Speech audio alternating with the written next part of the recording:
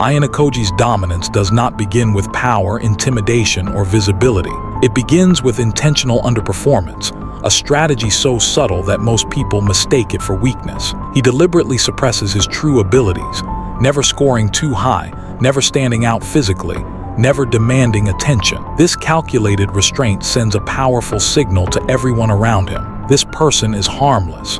And once that belief forms, people stop hiding.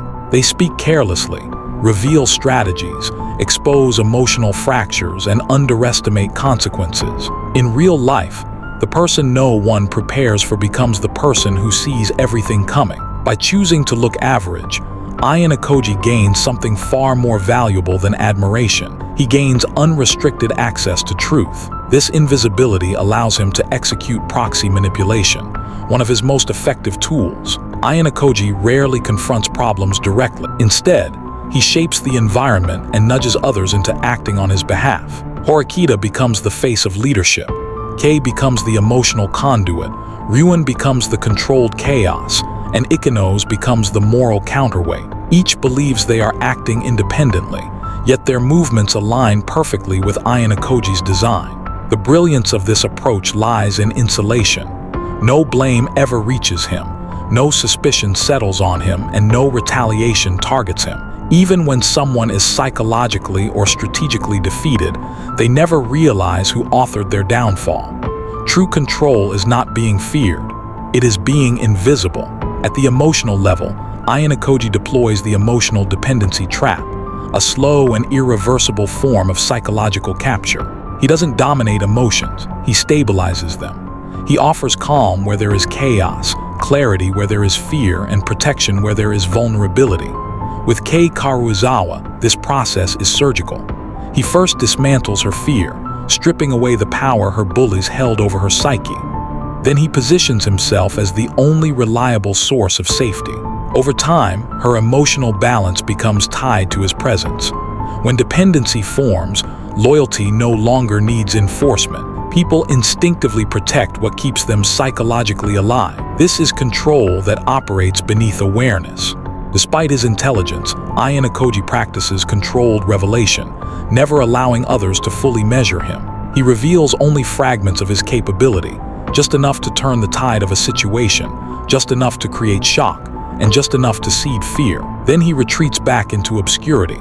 This selective exposure keeps opponents constantly guessing. Humans are terrified of what they cannot quantify. A known threat can be planned against.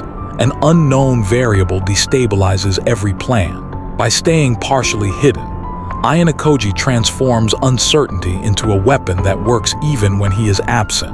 When confronted, accused, or surrounded by tension, Ayanokoji relies on silence pressure. He understands that silence is psychologically unbearable for most people. In the absence of response, others feel compelled to fill the void. They speak too much, justify unnecessarily, reveal motives, and contradict themselves.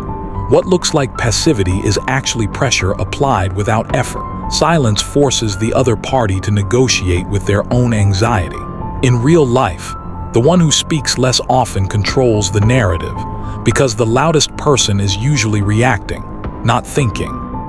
Fear, when used recklessly, loses its power. Ayanokoji avoids this mistake through fear calibration. He demonstrates dominance once, and only once, when it is absolutely necessary. His confrontation with Ryuen is not about physical victory, it is about psychological imprinting. The memory of that single event becomes permanent. Fear does not require repetition to be effective. In fact, repetition weakens it. One precise, controlled display creates a lasting psychological boundary that no one dares to cross again. This is why Ayanokoji is rarely challenged after revealing himself even briefly. His strategic advantage is reinforced through information asymmetry. Ayanokoji continuously gathers data, behavioral patterns, emotional weaknesses, alliances, ambitions, while disclosing nothing about his own intentions or limits. This imbalance places him in a godlike position within the system. When you know more than everyone else, you don't need to react emotionally or impulsively. You can predict outcomes, guide events, and remain calm under pressure. What appears as emotional detachment is actually informational superiority. Rather than forcing compliance, Ayanokoji often uses the false choice technique. He presents others with two options, both carefully engineered to serve his objective. This preserves the illusion of autonomy.